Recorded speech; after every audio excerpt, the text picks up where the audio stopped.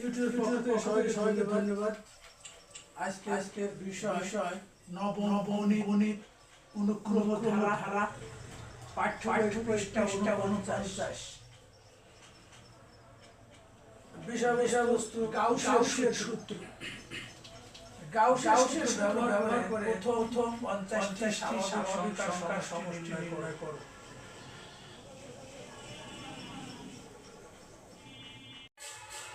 পঞ্চাশটি স্বাভাবিক সংখ্যা এক থেকে শুরু 1 2 3 4 5 6 7 এইভাবে 50 পর্যন্ত সংখ্যার সমষ্টি আমরা খুব সহজে গাউসের সূত্রের মাধ্যমে নির্ণয় করতে পারি।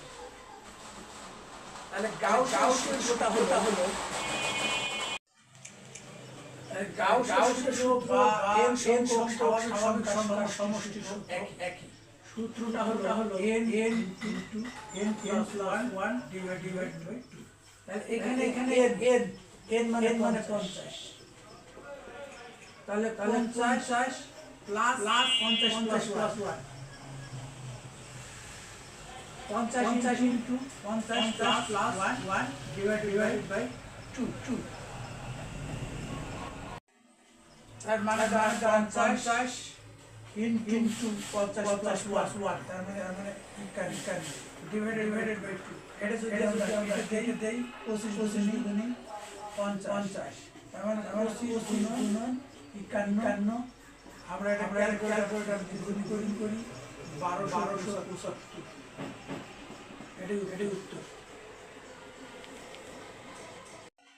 একইভাবে আমরা করতে পারি 1 থেকে 100 পর্যন্ত স্বাভাবিক সংখ্যার যোগফল গাউসের সাহায্যে কিভাবে নির্ণয় করা যায়।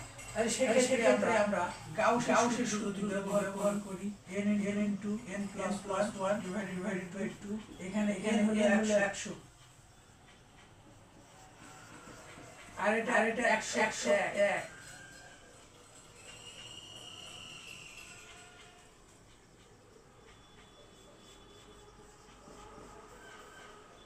divided by 2 আমাদের কেটে দেই 50 দিয়ে কাটা যায়। তার মানে 50 গুণন 101 equal to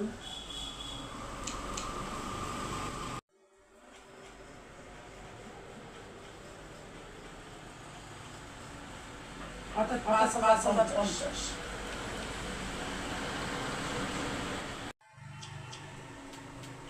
আবার এখানে বলি যে 1 থেকে শুরু এবং 200 থেকে 200 পর্যন্ত স্বাভাবিক সংখ্যার সমষ্টি গাউসের সাহায্যে নির্ণয়। তাহলে এখানে আমরা সমষ্টি সূত্র যদি ব্যবহার করি n plus 1 divided by 2। তার মানে n হলো এখানে 200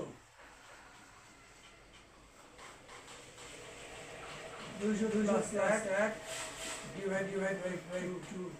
তার মানে 200 গুণন 200 1 divided by 2। এটা যদি দিয়ে 100। তার মানে 20 গুণন 100 এটা 0